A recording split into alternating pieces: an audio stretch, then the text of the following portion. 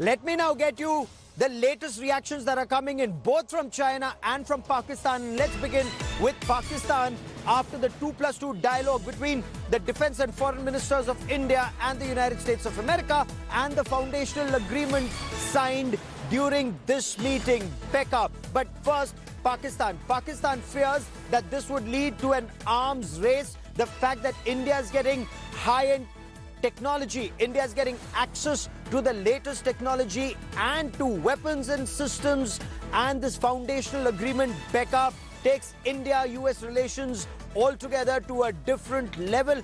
This, of course, leaves Pakistan far, far behind. Pakistan is also unnerved, and Pakistan's Foreign Office has commented about a series of missile tests that have been conducted by India recently, whether it was the BrahMos supersonic cruise missile or the ship-launched missile, the aircraft-launched missile, the Nirbhay missile, the Shaurya missile, and other missile tests that are now in the pipeline. I quickly want to cut across to India Today's Foreign Affairs editor Geeta Mohan and to our defense editor Abhishek Bhalla, both of us who join us live for more on the story. Geeta, to you first.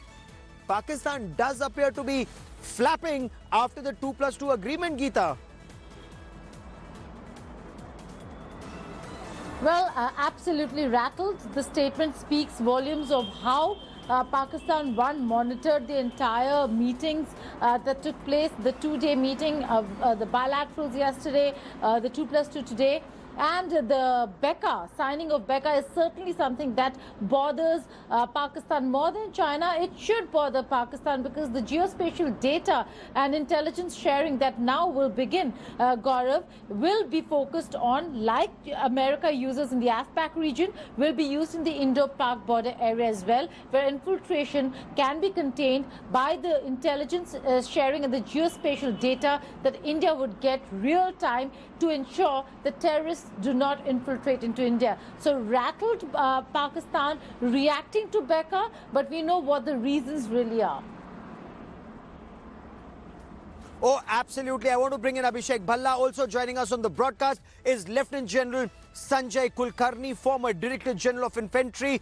General Kulkarni, incidentally, is the man who planted India's tricolour on the Siachen Glacier in April 1984 as a young army captain. But Abhishek, when India has access to the latest geospatial satellite imagery and information, this technically means that our missiles will be able to hit a target 50-meter precision, and that's amazing should the need arise. India's done a Balakot already, and Pakistan knows anything can happen should Pakistan's state-sponsored terror remain a threat to India. Well, that's the reason why, Gaurav, Pakistan seems to be rattled and reacting to what is a normal diplomatic exercise between two democracies. And with the geospatial agreement, where India will have access to the humongous satellite data of from the United States of America, it means that military operations can get more precise, pinpointed, accurate locations of terror hideouts or any military installation that is a threat to the Indian forces can be targeted. Balakot happened.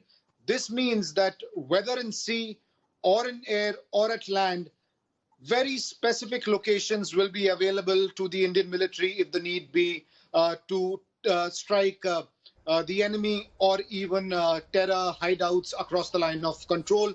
Also extremely important amid the India-China tussle, very specific informations will be available of the Chinese movement. Perhaps that's the reason why China has also reacted to the bilaterals that have taken place in New Delhi today. I'll just come to China's reaction in a moment. But does this mean that next time India wants to target the Jaish-e-Mohammed camp at Balakot, you wouldn't need to send in 12 Mirages? You could just send a couple of missiles, and with pinpoint accuracy, those terror training camps and launch pads could be taken out. I'm not saying this will happen. It's just a possibility. India has the technology. India has the capability. Pakistan very clearly outgunned and outclassed, especially when India is taking on a much bigger